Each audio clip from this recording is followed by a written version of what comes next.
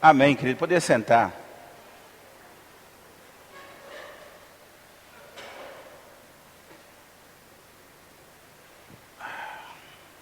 Existem algumas coisas que a gente tem que entender, ou tenta entender, tenta compreender, a gente não compreende. De manhã eu estava fazendo, nós tínhamos para falar um assunto hoje. Mas pela manhã nós estamos fazendo uma leitura e nos chamou a atenção de algumas coisas. E aí nós começamos a verificar alguma coisa. E um texto que Deus ministrou muito forte no meu coração, e me abriu os olhos quando eu li essa passagem de Êxodo, e Deus me levou, me fez perguntas dos quais eu precisei responder, e essa pergunta mexeu muito com o meu coração, e me fez refletir, porque tantas vezes a gente perde algumas coisas, perdemos o melhor de Deus, a gente perde algumas coisas que Deus prometeu para a gente. Eu quero assim dividir com você o que Deus falou no meu coração, mas uma pergunta que Deus fez para mim nessa noite, é para eu crer que eu sou a justiça de Deus nessa terra. Olhe para o teu irmão e diga assim, ele assim, ó, você, não é vocês não, você é a justiça de Deus. E aí você pode usar agora a palavra dentro do verbo, né? Nós somos a justiça de Deus. Né? É que a gente adianta o processo para abençoar pessoas, né? A gente precisa aprender a abençoar nós mesmos, primeiramente. Êxodo capítulo 4, eu quero ser rápido de novo. A partir do versículo 10 e 12, é o texto que eu li pela manhã. E isso mexeu comigo, então a gente começou a escrever algumas coisas. Êxodo capítulo 4, 10 a 12, está aí no Data Show, diz assim: Então disse Moisés ao Senhor: Ah, meu Senhor, eu sou um homem delinquente, nem de ontem, nem de anteontem, nem ainda desde tens falado o seu servo, porque sou pesado de boca e pesado de língua. E disse o Senhor: Quem fez a boca do homem? Ou quem fez o mudo, ou surdo, ou que vê, ou o cego? Não sou eu, o Senhor. Vai agora, pois vai agora e serei com a tua boca, te ensinarei o que hás de falar. Quando se fala em justiça de Deus, nós entendemos que Noé foi a justiça de Deus, por aquele período em que Deus levantou a ele e mandou ele fazer uma arca. Ele fez uma arca e desde então ele conseguiu salvar a família dele e todos os animais. Voltando ao texto de Moisés, Moisés foi criado uma linhagem muito interessante, foi adotado, estudou, se preparou, o homem corajoso, mas sabemos que ele cometeu um delito, ele matou alguém e Deus o levou para o deserto, ficou 40 anos no deserto, na escola de Deus. E ali um homem tão corajoso, agora um homem tão medroso, um homem que conhecia mapas e agora um homem que não conhecia. E uma coisa muito importante, que eu gostaria de trabalhar aqui, porque o que a gente vai falar muito interessante, que eu e você somos a justiça de Deus, e isso cabe muito para nós hoje, né? Cabe para nós tudo que a gente está vivendo hoje, ou alguns estão aí enfrentando desafios, né? Ou alguns estão sendo desafiados para fazer alguma coisa. Então preste atenção aqui, né? E aí não vai achar também, ou não queira achar que é uma afirmativa, né? Bem egoísta. Não. É uma afirmativa muito divina, nós temos de aprender isso, né? Então, creia, você é a justiça de Deus, né? E quando se fala em Moisés, Moisés foi um deserto. Moisés perdeu algumas características. E quando Deus o chamou, quando ele voltou, Deus preparou, uma coisa interessante que quando Deus apresentou e disse que ele iria voltar para trazer novamente o povo, libertar o povo, uma da desculpa de Moisés, se podemos colocar, foi essa aqui: eu não tenho capacidade, Senhor. E aí a gente entende o seguinte: Moisés era um homem capaz, ou foi um homem capaz. Ele disse: Senhor, eu sou de dura palavra, palavra pesada. Moisés falava muito bem. Senhor, olha, eu não posso ir, eu não conseguiria ir. Então agora nós encontramos Moisés agora totalmente assim, não depressivo, mas um homem totalmente diferente. E talvez contextualizando para a gente, muitas vezes nos encontramos nessa situação. Temos Jesus, sabemos que é Jesus, temos promessas de Deus, sabemos quem é Deus, Deus é Deus, mas ainda não entendemos algumas coisas que Deus criou para nós, né? E eu gostaria de compartilhar com você, eu dividi esse assunto em alguns pontos, e eu quero compartilhar com você o que Deus falou comigo, né? Eu fiquei muito feliz diante disso. Cremos nisso, mas eu fiquei feliz, muito feliz. E aí, você é a justiça de Deus. Por que muitos cristãos sofrem com o complexo de inferioridade espiritual?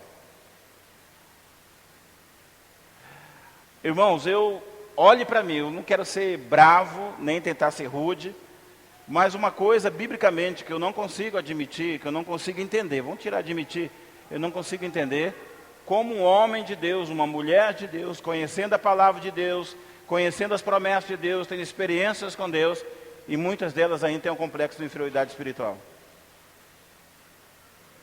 Ou como a Bíblia nos chama de sal, a gente falou isso, a luz, domingo, né? Deus permitiu que a luz pudesse ser tirada daqui, por algum momento, para que a gente pudesse entender o que é luz, né? Como somos importantes nesse mundo sendo luz. A questão de sal salga, o sal dá sabor, né? Na antiga visão, aliança, era para conservar, mas sal, ele dá sabor para a gente hoje numa comida.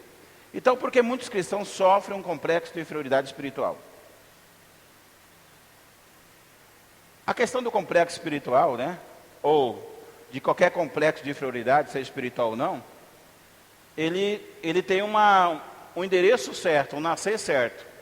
Vem da família onde a gente vive, que muitas vezes nos criaram dessa forma, falaram para a gente que não tínhamos valor e tal, e algumas coisas, e a gente cresce essa palavrinha, complexo de inferioridade.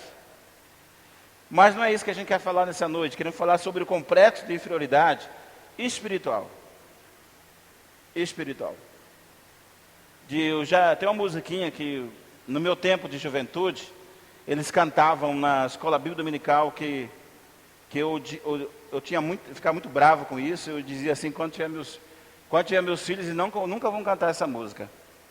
Chamar a música assim, falar assim, eu sou a minhoquinha de Jesus, né? Começar a cantar, e as criancinhas cantavam, sou a minhoquinha de Jesus. Irmãos, primeiro, minhoca é um verme. Esquisito.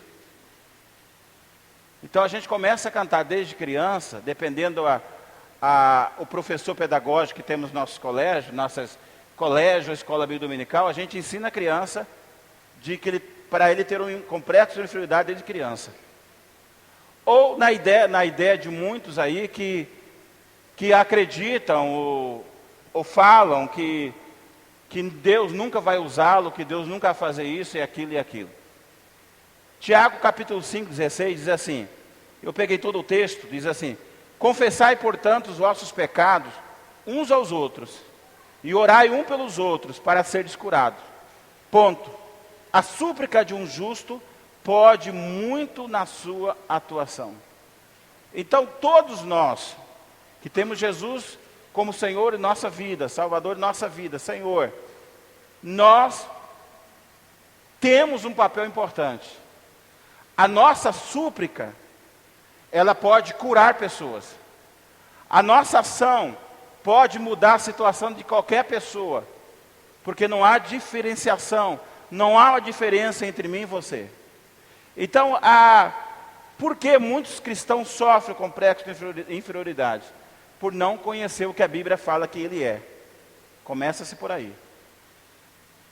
E a Bíblia fala, nós já falamos que somos o quê? Sal, somos luz da terra e que nós somos embaixadores de Jesus nessa terra.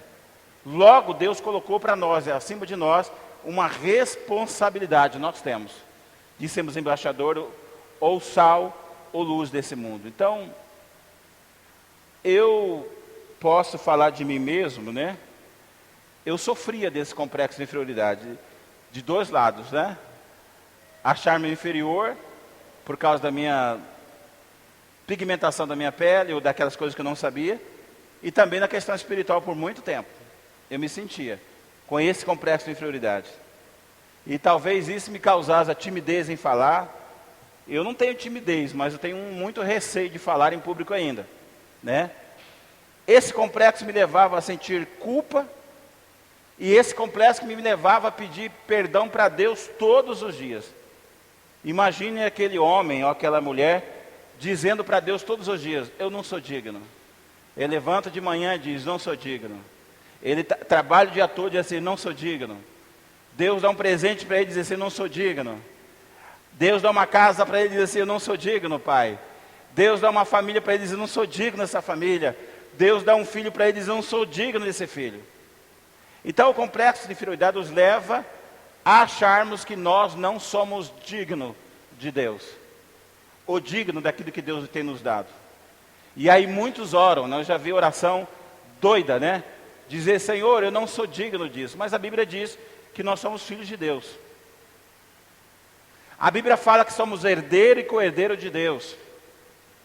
E como filho, tudo que tem nessa terra é nosso, ou tudo que Deus fez é nosso. Então logo, irmãos, não deveríamos ter o complexo de inferioridade espiritual. E a ideia de não ser digno é uma ideia mentirosa que o diabo coloca em nosso coração. Igual acontece talvez em alguns lares, né? A família que tem 2, 3, 4 filhos, e um se sente no complexo de inferioridade a dizer que ele não merece aquilo, que ele não merece aquilo lá, que ele não é digno disso. O pai precisa, a mãe, entrar rapidamente e dizer que ele é digno disso. Então eu vejo assim, muitos de nós estamos dentro da igreja sofrendo algumas coisas por essa palavrinha complexa de inferioridade espiritual. Irmão que não consegue orar, o irmão que não consegue sair da situação onde está, porque ele acha, se o pastor não orar, se o líder não orar, ele não vai conseguir. Porque ele entende que todo mundo é melhor do que ele. Só ele é daquele jeito. Só ele sofre daquele jeito. Isso é complexo de inferioridade espiritual. Porque todos nós somos filhos de Deus. Deus nos ama igualmente, irmãos. Amém? Olhe para o teu irmão e diga assim para ele assim: você é digno. Esse princípio, irmãos, eu gosto de princípio de justiça de Deus, ele mudou a minha vida. Ele mudou a minha vida. Tem mudado a minha vida dia após dia, né? Não podemos assim limitar o agir de Deus na nossa vida, dizendo para Ele que não somos dignos. Não olhe para o tamanho das suas fraquezas ou da sua timidez, irmãos, mas sim o tamanho do seu Deus. E o nosso Deus é imenso. Imenso. Então, a questão do complexo de inferioridade espiritual é que tem muita gente aí, irmãos, fracassado. Me perdoe.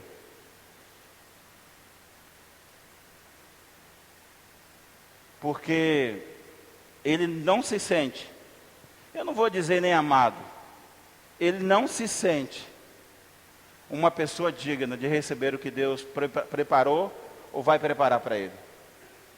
Então a nossa palavra de justiça de Deus é entendermos, irmãos, que nós somos dignos de tudo que Deus preparou para nós. Somos dignos. Dignos. E uma coisa eu quero dizer para você, dentro do processo de cura interior, de tantas coisas. Você pode fazer uma terapia com os melhores psicólogos que existem na Terra. Mas se você não entender que você é digno da sua própria vida, você não vai ter condição de viver. Nós somos sim, eu, você, somos a justiça de Deus nessa terra. E aí, se falando em Brasil de novo, né? Um Brasil que todo mundo diz justiça, justiça daquilo, né? Juízes aí vestindo de preto, porque um juiz teve coragem de ser justo, né? Ou fazer aquilo que ele deveria fazer. E aí eu vejo a nossa nação, a cada um de nós como igreja, como embaixador de Cristo, que precisamos nos levantar bater no peito e dizer: eu sou a justiça de Deus aonde eu estou. Agora, se você não entendeu, eu quero abrir a sua mente mais um pouquinho sobre isso. Os 3 evangelhos dizem assim que o mundo ainda não acabou por causa dos justos, por causa daqueles que amam o Senhor. O mundo ainda não está pior, porque existe na terra pessoas que são justiça de Deus. O seu trabalho, onde você está inserido, não está pior, porque lá tem alguém que é a justiça de Deus. Sabe por quê que aí eu quero entender uma coisa, fazer você entender umas coisas? Sabe por quê que em muitos lugares as pessoas não gostam da gente? Não é que não gostam. A nossa presença é uma presença de justiça. A nossa presença inibe a cada um deles de mentir, de fazer coisas erradas. Então, naquele lugar, nós estamos nos tornando justiça de Deus. E aí aquela pergunta: se você é a justiça de Deus, e aonde você está inserido, não mudou nada, as pessoas jogam cerveja na sua cara, não respeitam você, então, logo quero dizer para você que você ainda não compreendeu que você é a justiça de Deus. Queridos, eu vou continuar, não vou parar ainda não, mas eu quero falar um pouquinho sobre isso, ainda. Se nós não entendermos de uma forma bem rápida, algumas coisas continuarão a acontecer na nossa família, na nossa casa, na nossa vida, porque ainda temos o complexo de inferioridade espiritual. Porque nós achamos que não devemos receber de Deus algo de Deus, enquanto a Bíblia fala que nós somos filhos e filhas amadas de nosso Deus. A segunda coisa que Deus me chamou muita atenção, quero compartilhar com você. Houve uma grande troca na cruz do Calvário, por causa dessa justiça, e da injustiça que havia em você, ou da injustiça que havia no mundo. 2 Coríntios, capítulo 5, 21, diz assim: aquele que não conheceu o pecado, Ele o fez pecado por nós, para que nele fôssemos feitos justiça de Deus. Porque houve uma troca na cruz, querido. A Bíblia fala que, para que o pecado pudesse ser perdoado, purificado, seria através de sangue. Isso é lei. Para que o homem não pudesse mais fazer nenhum sacrifício, alguém tinha que fazer. E a Bíblia fala que, Gênesis 3,15, uma promessa de Deus falando dessa troca. E aí Jesus veio, Ele fez uma troca da sua vida pela nossa vida. Jesus veio, morreu na cruz, derramou seu sangue, para que eu e você pudéssemos então nos tornar justiça de Deus. Esse é o processo do Calvário. Alguém teve que morrer, né? Aquele que não tinha pecado, não conheceu o pecado, para que nós fôssemos feitos justiça de Deus. Então houve uma troca. Houve algo muito importante na ação de Deus, para que eu e você pudéssemos ser feitos justiça de Deus. É por isso que quando alguém diz para nós algumas coisas, alguém tenta lembrar pecado da nossa vida, a gente olha assim e fala: olha, alguém morreu por mim. Alguém deu a sua vida por mim. Então logo, eu não tenho nada mais, porque Jesus já perdoou meus pecados. Romanos capítulo 5, 17 diz assim: se pela ofensa de um homem, e por meio de um só, reinou a morte, muito mais os que recebem a abundância da graça, o dom da justiça, reinarão em vida por meio de um só, a saber, Jesus Cristo de Nazaré. O dom da justiça, irmão, é um presente de Deus para nós. Amém? E como vem esse dom da justiça, pastor? Vem pela fé. Pois não me envergonho do Evangelho, porque é o poder de Deus para salvar de todo aquele que crê primeiro, do judeu e também do grego. Visto que a justiça de Deus se revela no Evangelho, de fé em fé, como escrito está, o justo viverá por fé. Então a justiça de Deus é um dom que Deus deu para nós. Olhe para o teu irmão e diga para ele assim: você tem um dom da justiça. Por meio de Jesus Cristo. E é um presente de Deus. Se é um presente, a gente aceita ou não, né, irmãos? Terceiro, consciência de pecado versus consciência de justiça. Hebreus capítulo 10, 1-4 diz assim: ora, visto que a lei tem sombra dos bens vindouros, não a imagem dos reais das coisas, nunca jamais pode tornar perfeito as ofertas, ofertantes, como os mesmos sacrifícios que ano após ano, perpetuamente eles oferecem. De outra sorte, não teria cessado de ser oferecidos. Portanto, os que prestam culto, tendo sido purificados, uma vez por todas, não mais teriam consciência de pecados. Então, nesse sacrifício, faz-se recordação de pecados todos os anos, porque é impossível que o sangue de Jesus, o sangue de touros ou de bodes, se renove pecados, ou se purifique pecados. Hebreus capítulo 10 ainda diz assim: Jesus, porém, tendo obedecido para sempre o único sacrifício pelos pecados, assentou-se à destra de Deus, aguardando daí em diante até que os seus inimigos sejam postos por estrato dos seus pés, porque como uma única oferta aperfeiçoou para sempre quanto estão sendo santificados.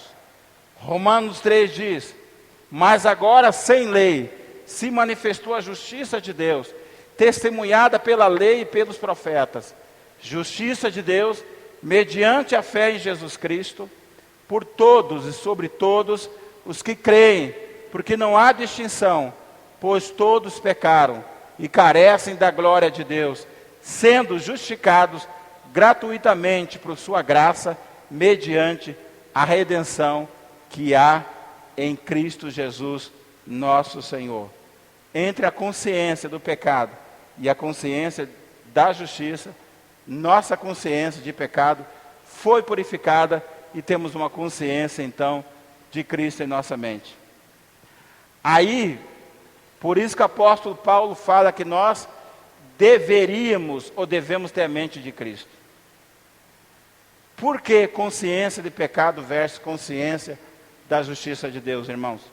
Porque a consciência do pecado nos faz ser ou ter um complexo de inferioridade.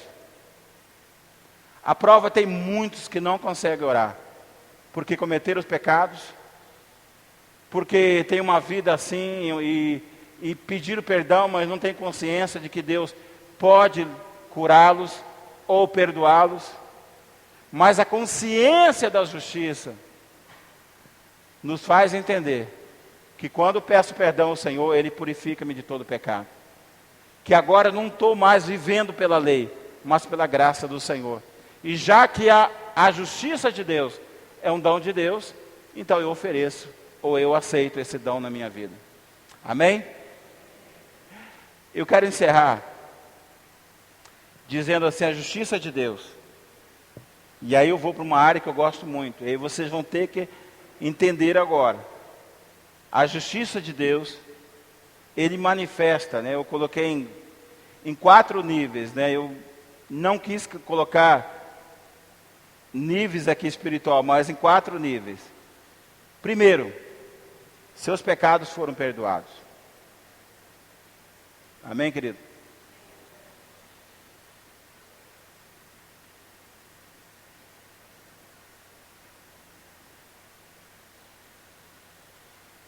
Seus pecados foram perdoados. Anote esse texto aí. E pare de pegar na orelha do irmão, tá? Não brinca não. Se confessarmos os nossos pecados,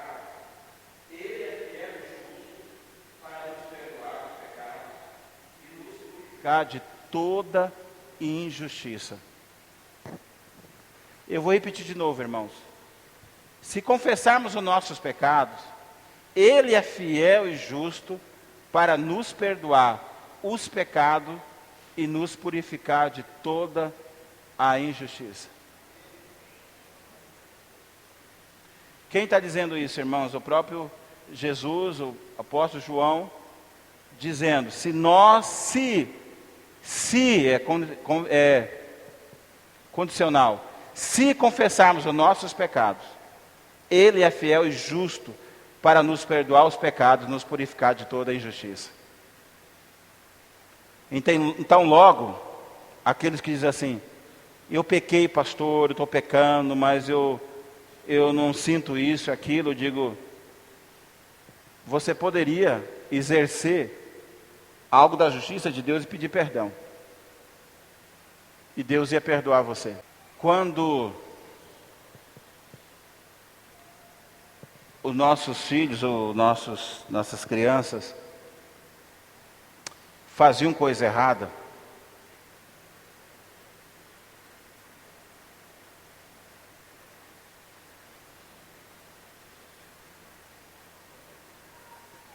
e por fazer coisa errada, as crianças, elas fogem dos pais, né?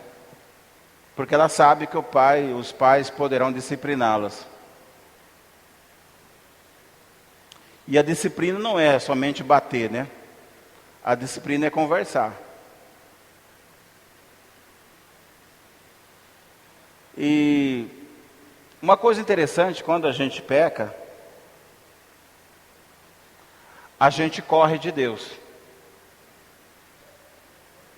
Mas na realidade a gente deveria correr para Deus.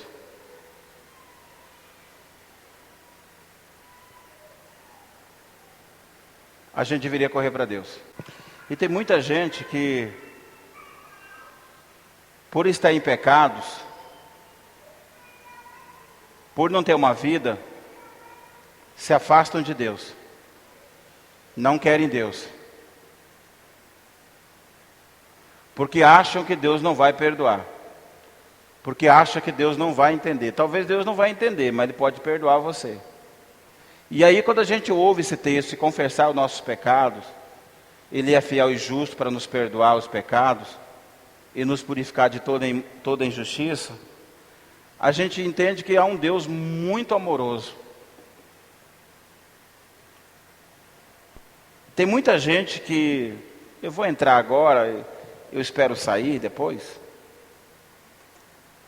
Tem muita gente que não consegue chamar Deus de Pai.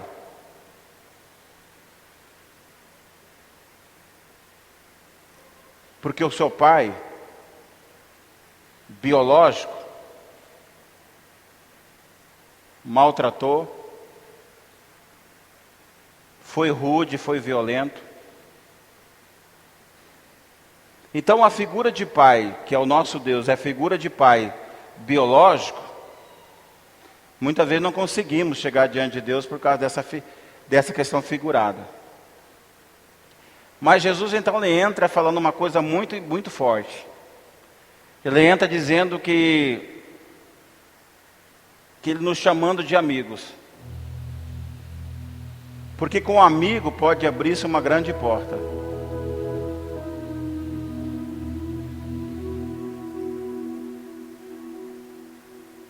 E quando a gente fala da justiça de Deus, sobre manifestação de alguns níveis, de que somos perdoados,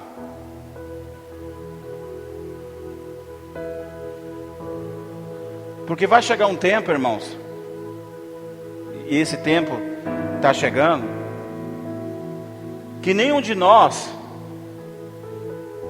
vamos poder dizer ao Senhor que nós não servimos, porque nós achávamos que nosso pecado era tão grande, e nós achávamos que Deus não ia nos perdoar.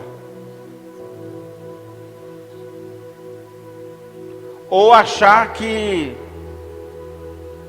eu sou um verme, eu sou o pior dos homens da terra e Deus não iria me perdoar. Preste atenção aqui, irmão. Para de conversar.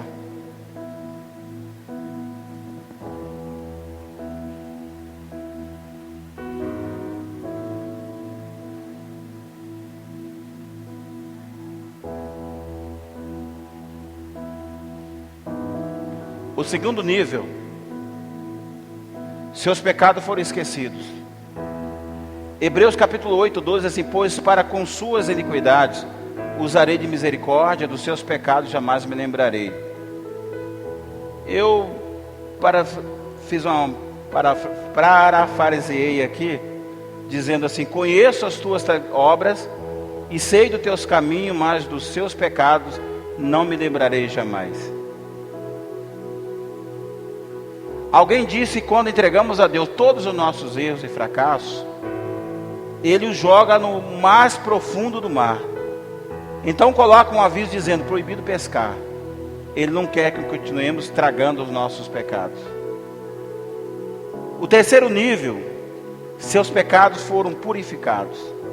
Isaías 43 diz assim: eu mesmo sou que apago as tuas transgressões. Por amor de mim e dos teus pecados não me lembro mais. Se confessar os nossos pecados, Ele é fiel e justo para nos perdoar os pecados e nos purificar de toda injustiça. Se porém andarmos na luz, como na luz Ele está, mantenhamos comunhão com os outros, e o sangue de Jesus, o seu Filho, nos purifica de todo pecado. Porque com a única oferta aperfeiçoou para sempre quantos estão sendo santificados. Nós somos dignos, irmãos. Não somos dignos de ter uma vida infeliz. A vida que Deus preparou para nós é uma vida feliz, não infeliz. Se nós estamos vivendo uma vida infeliz, essa vida não foi Deus que nos deu. Se nós estamos vivendo uma vida em discussão, de desgraça, não foi isso que Deus preparou para nós. O que Deus preparou para nós é uma vida digna. Digna. Então o terceiro nível diz assim: que somos purificados. E o quarto nível diz assim: a sua natureza pecaminosa foi substituída pela justiça de Deus. Aquele que não conheceu o pecado, Ele os fez pecado por nós, para que nele fôssemos feitos justiça de Deus. Eu vou contar um fato que você já conhece, de um jovem, que ele teve uma discussão muito grande com o seu pai. E nessa discussão, discutiram muito, e ele ofendeu o seu pai, e o seu pai o ofendeu também. E naquela crise de discussão, naquele fogo de discussão, ele saiu de casa dizendo que nunca mais voltaria. E o pai também falou um monte de coisa para ele: não volte mesmo. E esse jovem passou muito tempo fora de casa. Um dia, ele começou a pensar na sua família, no seu pai, na sua mãe, de quem ele tinha machucado, violentado. E aí ele resolve escrever uma carta para os seus pais, dizendo assim que ele gostaria de voltar para casa.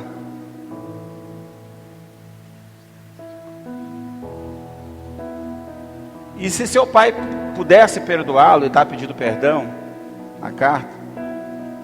Se seu pai tivesse perdoado, é para o pai dele colocasse um pequeno pano branco em um dos portões da casa dele.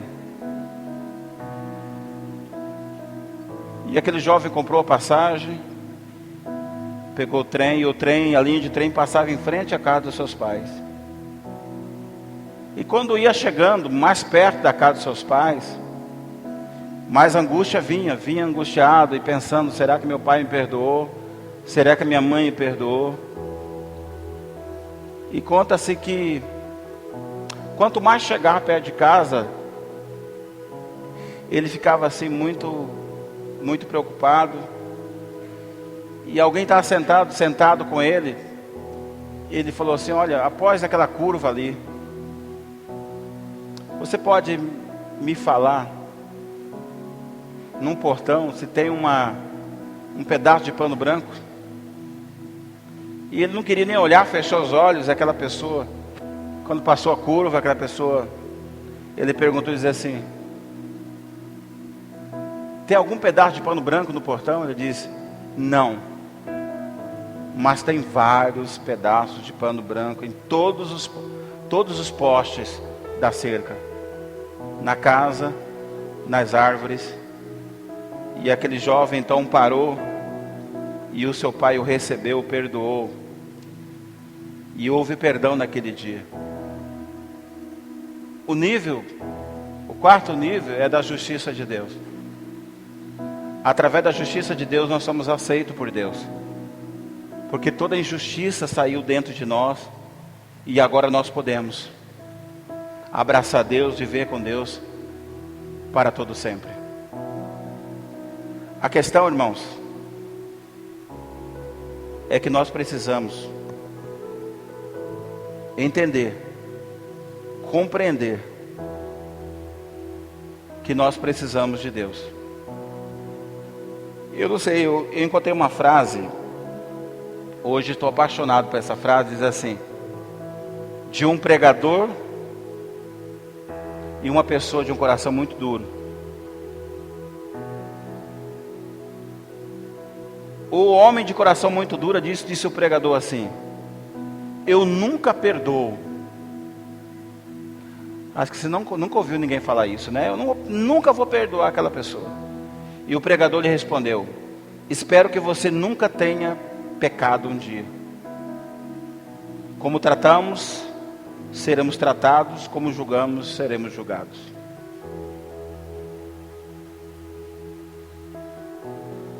O último texto que eu li, o que eu falei sobre a justiça de Deus, para confessar pecado, diz assim que nós precisamos amar, viver com nossos irmãos.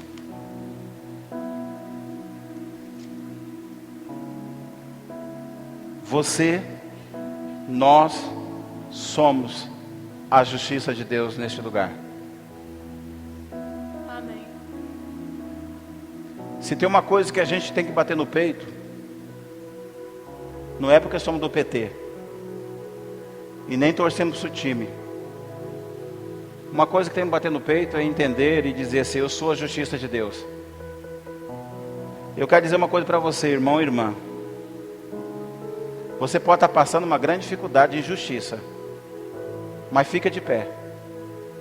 Continue de pé, porque você é a justiça de Deus na sua casa. Amém. Porque ninguém pode tocar em você. Porque a justiça de Deus é um dom de Deus para nós. Somos merecedores disso.